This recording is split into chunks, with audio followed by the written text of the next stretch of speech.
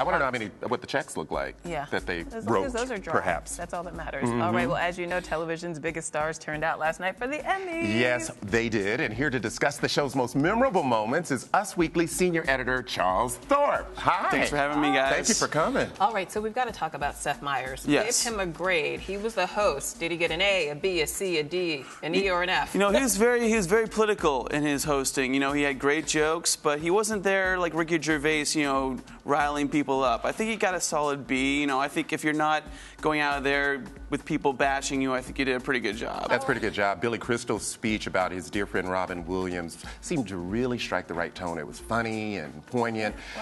Can we take a look and then discuss? Yeah, most definitely. He made us laugh hard every time you saw him on television, movies, nightclubs, arenas, hospitals, homeless shelters for our troops overseas. He made us laugh big time. I spent many happy hours with Robin on stage. I mean, the brilliance was astounding. The relentless energy was kind of thrilling. I used to think if I could just put a saddle on him and stay on for 8 seconds, I was going to do okay. I laughed, I cried. What did you make of it? That was beautiful. I mean, you know, over the past couple of weeks, we've heard an immense amount of stories about Robin Williams. Everybody's had a tremendous outpouring of love for him and just great deeds that he's done. But that was, I think, the most beautiful epitome of what he's done and the way that he's affected people. I think Billy Crystal was a great guy. Yeah. Great tribute, great platform. You know, MTV.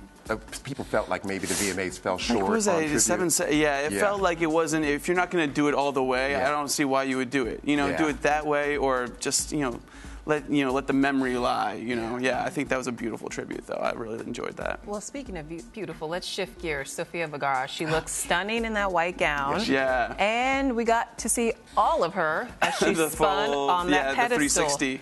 Yeah. Now, some people took issue with that. They thought that she was being objectified. They thought a male actor would never be subjected to something like this. Are people being a little too sensitive, or is that a legitimate argument? What do you think? I think people are being a little too sensitive. I mean, for me, I watch Modern Family. That's the character she plays. She's kind of, I think she was kind of, you know, playing with the character that she's been given. It was a skit. You know, it was something to joke around.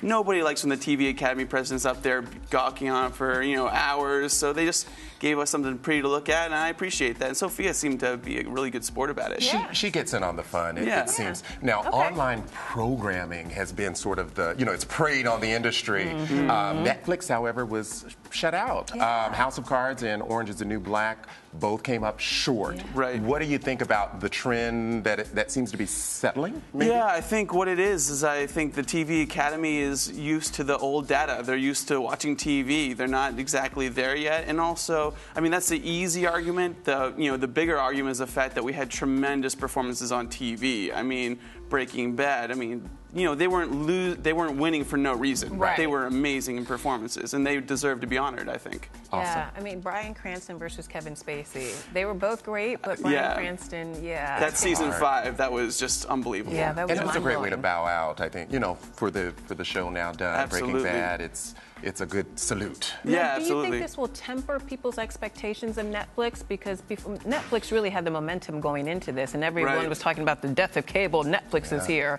So do you think that the cable has held Netflix off, at least for the time being? I think Netflix keeps on taking chances. They keep on pushing the boundaries. I mean, these are great. You know, it's been a couple of years, and Orange is the New Black is an amazing show, and, you know, House of Cards is an amazing show, and they keep on greenlighting new shows. So I think it's just the content's just going to be bigger and bigger and more actors. Is it upping the ante on TV's competition, so. Yeah, if you will? Absolutely. I think the programming, every single network is upping their game. Everybody's trying to get into narrative now. So, yeah, it's very interesting, the TV landscape right now. Golden age, maybe. Okay, so Netflix is the new, but Weird Al. Who knew he would be the biggest artist of the year? First #1 album of his career, and he shows up at the Emmys. What'd you think of this routine, though? Did this work or fall flat? I mean, because there's been a huge, I don't know if you guys heard about the petition to get him performing the Super Bowl, and everybody's really loved what he's done with this album. It's a lot of fun. The Lord song, obviously, is amazing.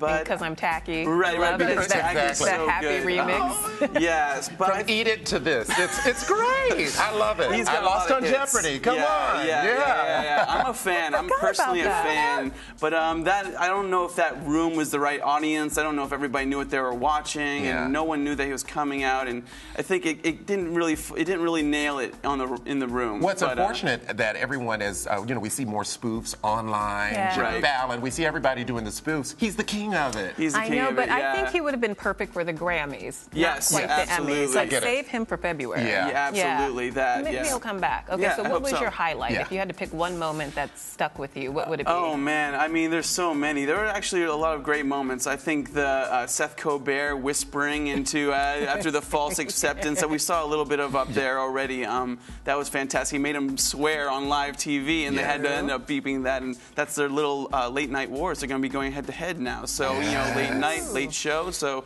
that was a fun little introduction into their little competitive rivalry. I love it. And then lastly, I really enjoyed the bromance of Breaking Bad guys. I mean, Aaron Paul, Bryan Cranston.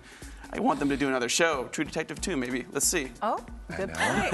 Well, if that happens, you've got to come back. Absolutely. Come back before then. I would love to. Yeah, absolutely. All right. Well, thank you so much for being here. Thanks so much, guys. Thanks for having me. A pleasure. And you're watching Arrives Entertainment 360.